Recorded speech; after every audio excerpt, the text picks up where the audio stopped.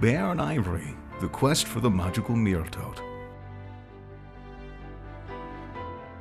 Written and illustrated by Nikolai Delef. Chapter 1. Adventure Awaits. The den was warm, cozy, and tidy. It kept both Mama Bear and Young Bear safe from the snowstorms of the Arctic. Each day, the king eater birds made a mess of the plants that Mama Bear had grown each summer. But feeling brave, Bear decided to explore the back garden. Bear couldn't help but notice that all of the plants looked sad. Then ahead of him was a king eater bird picking at something in the dirt. Bear walked up. As the bird flew away, Bear saw something strange. Covered in dirt was an old book. "A Book of Arctic Plants," said Bear. Reading the title, he paused, then slowly opened it up to a random page. Right away, Bear saw a funny-looking plant on the page. Magical Mirror-Toad, read Bear. It was green and had spikes on the top of its head. "This," said Bear, jumping up and down in joy, "this would be a perfect gift for Mama Bear." He ripped the page from the book and rushed back inside. Bear grabbed his lucky red scarf and then left the den in search of the magical Mirror-Toad. Bear walked all the way to Ignakshuk Hill when suddenly a group of birds came near. They were king eaters. Bear rushed to hide under the Ignakshuk statue, but the birds began to poke at him. "Ouch!" cried Bear. They played with his scarf and picked at his berries. "Hey, stop that!" he called out, and swooped in another bird. This bird was bigger and friendlier. "Move along," said the new bird to the king eaters. "Don't make me call your parents." The bird raised up a huge seashell and began to make funny noises with it. Then the mean bird scrambled away out of sight. The friendly bird handed Bear back his scarf and began to fly away. "Hey, wait," called out Bear. "I could use your help." "Well," squawked the bird excitedly, "pleased to meet you. The name is Ivory." Together, Bear and Ivory began their search through the Arctic. Shortly after, what caught their attention made them stop in their tracks. "Wow," called out Ivory, as he looked out to see a wooden ship stuck in an iceberg. Bear and Ivory climbed aboard the ship. "Howdy," called out a voice. "The name is Captain Perlman." It was a big and goofy-looking walrus. He wore a black hat with a white feather attached to the top, and on his neck was a green necklace. "We are looking for a plant," said Bear. "What's a plant?" asked the walrus. And suddenly a bird dropped off a letter onto the deck of the ship, and many more did the same. "More letters," said Captain Perlman, who opened one and read through it. Suddenly, the walrus began to cry out, with big droplets of tears flowing down his face. I get all of these birthday cards," said the walrus, "but no one knows what I really want." The walrus looked out into the blue sky. He smiled and danced all around the edge of the ship. "I want to go on an adventure," he cried out. "But before I know it, I'm napping and my fins can only take me so far. And... Then suddenly, Captain Perlman's eyes closed. With a loud crash, he fell onto the deck of the ship and began to snore. While Captain Perlman slept, Bear and Ivory explored the rest of the ship. It was full of things like rope, sails, and wood. But even better, Bear found a beautiful shell as Bear placed it on top of Ivory's head. Ivory shouted out in joy. "Ooh," squawked the bird, "I look good." Bear felt sad for the sleeping walrus, who was lonely and wanted an adventure. Then as Bear looked around, an idea popped into his mind. They could make a balloon ship for Captain Perlman to fly in. As Bear told Ivory his plan, they used what they had and got to work.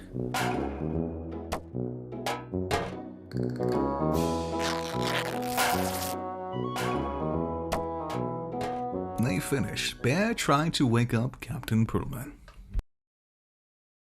Bear poked him in the side, but the walrus hardly moved. Then Bear poked him harder. Called out Perlman. Just 5 more minutes, Mom. Then Ivory flew overhead, splashing a bucket of icy cold water onto the walrus. Youch! Cried out Captain Perlman, who woke up right away. Surprise! Called out Bear and Ivory. Then the walrus stared at the balloon ship before him. It's beautiful! As he shouted out in joy, he flopped his way over and squeezed Bear and Ivory tightly in a hug. But, the walrus said, I can't leave this place. Then the walrus' eyes shrunk in fear, and then he began to shake all over. But Bear and Ivory encouraged him. Of course you can, said Bear. You'll experience adventure. Perlman agreed and packed his things. He paused and gave Bear a compass. Head north, said the walrus, and you will come across Raven Outpost. But be safe. Then Captain Perlman flopped onto the balloon ship. As he slowly rose higher and higher into the sky, Captain Perlman took off his pearl necklace and threw it onto the boat. I'm free, the walrus called out in joy, and good luck finding your plant. Then Bear and Ivory waved him goodbye as the walrus disappeared into the blue sky. Chapter 2, Raven Outpost. We still don't know where the magical mirror toad could be, said Bear. But when Ivory put on the pearl necklace the walrus had given him, something amazing happened. Ivory grew into a huge bird. Right away, Ivory took off the necklace, his eyes full of surprise. Wow, cried out Bear. That was weird, said Ivory as they continued along through the tundra. And they drifted through the water on a piece of ice. Bear and Ivory told stories all the way as they watched the icebergs pass by them like floating mountains. Then suddenly they fell silent. Ahead of them, laying on top of a giant iceberg, was Raven Outpost. This must be it, said Bear, as they both stepped onto the large iceberg. I don't like the look of this, said Ivory, who was shaking all over. As they climbed up the iceberg, it got windier and windier, and colder and colder. Then, at the top, they entered inside. There was a group of birds squawking and calling to each other noisily. All of them were ravens, black as a moonless night. Then Bear saw a much bigger bird. It was the snowy owl. He was white like a blanket of snow. He had long claws and old, mean eyes. But Bear couldn't believe what he saw next. In front of him stood the magical mirror toad. The mirror toad, said Bear. Then the snowy owl spoke in a deep voice. You can have it, he said, if it likes you. Okay, replied Bear, and then all the ravens burst out in laughter. I should warn you, said the snowy owl. The plant has never responded nicely to another creature, aside from me. Bear now felt stuck. What if the magical mirror toad tried to attack him? He had never thought of this before. But then Ivory stuck out his chest and held his chin high. It's okay, he said. I got this. And then Ivory made his way forward. He stopped before the plant, looked into its eyes. Then suddenly the plant began to grow. Its green body grew bigger, its leaf sharpened, and teeth appeared in its mouth. Ivory screamed in terror. Ah! Then the snowy owl pushed a giant lever with its claws. There was a loud click, and the floor below Ivory disappeared. and he fell into darkness. Bear couldn't believe his eyes. Ivory was gone. Then a moment later, Ivory reappeared, flapping his wings hard. "Don't do this," cried out Ivory, with tears pouring down his face. "Oh, Bear, forget the magical mealtoad. You can still return to your nice and warm den. Please don't." But no matter how hard Ivory tried to pull Bear back, he could not move him. "I have to try," said Bear. "This is the greatest gift I can give Mama Bear." Then the room went silent as young Bear stepped forward. The magical mealtoad tilted its head and stared at Bear, then it danced side to side. Then as it passed a berry to him, Bear smiled. Snowy Owl was not at all pleased. He pulled the lever with his claws, and the floor beneath Bear began to disappear. "Watch out!" called out Ivory.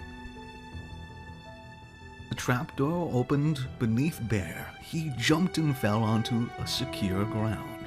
Bear grabbed the magical mealtoad with Ivory and ran out of the outpost. The Snowy Owl burst out in anger. "Get him!" he called out, and all the birds flew after them. Bear and Ivory ran as hard as they could out of the outpost and down the steps. "Do you trust me?" asked Ivory. "What?" said Bear. "You've got to jump," said Ivory. Then Ivory hopped off the edge of the iceberg with the pearl necklace held in his wing. "Looks like your friend has left you," said the Snowy Owl. The ravens laughed. Bear inched his way closer to the cliff's edge of the iceberg. It was a long way down. The Snowy Owl reached out his sharp claws to Bear, and then his heart began beating like a drum. Then, trusting in Ivory's words, Bear jumped off. With a loud thud, Bear landed onto Ivory's back. Ivory was wearing the pearl necklace, and he had grown into a giant bird. "Yahoo!" called out Bear happily. "Here I come, Mama Bear." They flew away out of sight from Raven Outpost, and with them was the magical mealtoad. Chapter 3: Fractured Ice. Bear and Ivory landed onto the ice. Ivory found a sled and decided to bring it with them. Along the way, an Arctic skewer bird landed near Bear and Ivory. "I'm Snag," said the new bird. She asked to travel with them, and Bear and Ivory let the new bird follow them. Together they walked and walked until darkness of the night fell around them. It was the best day Bear could have asked for, and even the northern lights came out. They climbed to the top of the hill and stood watching the sky dance with color. And suddenly something knocked Ivory off his feet, and the sled with the magical mealtoad began to slide down the hill. "Oh no!" cried out Bear and Ivory as the sled crashed at the bottom. They found the plant was bruised, its leaves were ripped, and its eyes struggled to stay open. Then the snow began to blow and the wind turned cold, but Bear felt a rush of heat. He couldn't give an injured plant to Mama Bear. He roared at Ivory and threw the bird's shell hat off in anger. "How could you let this happen?" Bear cried out, and Ivory shook with fright. Then, leaving Ivory all alone, Bear and Snag disappeared into the snowstorm with the bruised plant. As Bear and Snag climbed a small hill, the ground below them began to shake. "Earthquake!" cried out Snag in a panic. Then the snow around them fell, revealing the face of a muskox. The animal had curved tusks and wore green vines all over its back. Bear and Snag climbed down as Bear cried out for help. "The plant," said Bear. Muskox smiled and led them through a path. "I am Muskoka," said the muskox, and everything suddenly felt warmer to Bear. Shortly after, a glass pyramid came into view on the horizon. It was the strangest thing Bear had ever seen. They then entered inside, and then Bear could not believe what he saw. Inside the pyramid, there was a stream of running water, bushes of green plants, and flowers of every color, but there was no snow. Then Muskoka took the magical mirror toad and placed it into a pool of liquid. Bear could see that already the plant began to look better. "This will only help for now," said Muskoka. "You will need a special potion to heal the plant. I will help you find the narwhal who knows about it." And although Bear was tired and sad, a smile had spread across his face. Chapter 4: A Helping Hand. Bear woke early and left Snag in charge to look after the magical mirror toad. Then he and Muskoka went to find the narwhal who could heal the injured plant. Bear dropped into the water and swam below rise. Bear reached what it looked like an underwater glass house and went in. The door behind him closed and the water drained out. He saw the room was packed full of potions. Then the narwhal appeared in front of him. Bear told the narwhal about this injured plant. The narwhal stared at him. Said the narwhal. "Deep in the depths of the ocean you will find a chest with a potion. Follow the light through the night. That is all I can say." "A chest?" said Bear. Then Bear was shaking his head. No, he said. "I can't swim that deep. I'd drown." Then Bear paused, stuck in thought. "Won't you come?" he asked the narwhal. "Oh no," the narwhal said.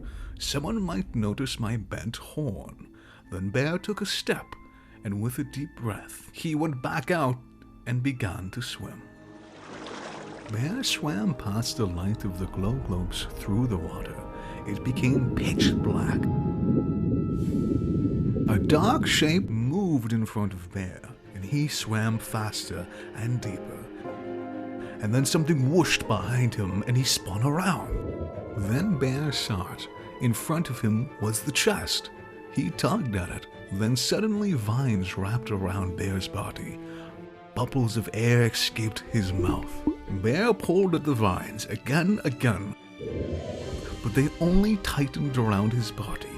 His heart began beating like a drum through his chest. He'd die here, he thought. Then a dark shape came closer. Bear looked and saw it was the narwhal. The narwhal tore through the vines with his horn, and Bear was freed. Bear grabbed the chest and swam speedily to the narwhal's underwater house. "You are braver than I thought you were," said the narwhal. "I'm Neo, by the way." Then the chest opened, and the narwhal handed Bear the potion. It was red, and it had a green leaf in it. "Your plant," said the narwhal, "will be good as new." "Thanks," said Bear. "Mama Bear will be so happy." And with that, Bear returned to the surface of the water, and with him was the potion to heal his magical plant. Together, Bear and Muskoka returned to the glass pyramid. But to Bear, something felt off. He rushed inside to check on the magical mirror toad, shocked at what he saw. It was gone. Bear felt as though he was dreaming. Snag the Arctic skua was nowhere to be found, and he could not find the pearl necklace either. Bear ran to Muskoka. "The plant is gone," he called out. "We can go look," said Muskoka. Together they searched the tundra, but as much as they tried, it remained empty. No Snag, no Ivory, and no magical mirror toad. Bear, it seemed, had lost everything. But just then something shiny caught Bear's eyes. What could it be, he wondered. And then he knew. It was Ivory's shell hat. Bear began to cry. He really missed his friend. Just then, Captain Pearlman, the walrus, was traveling along in his balloon ship. He watched as Snag the bird flew in the air. Then suddenly, he saw something fall from the sky.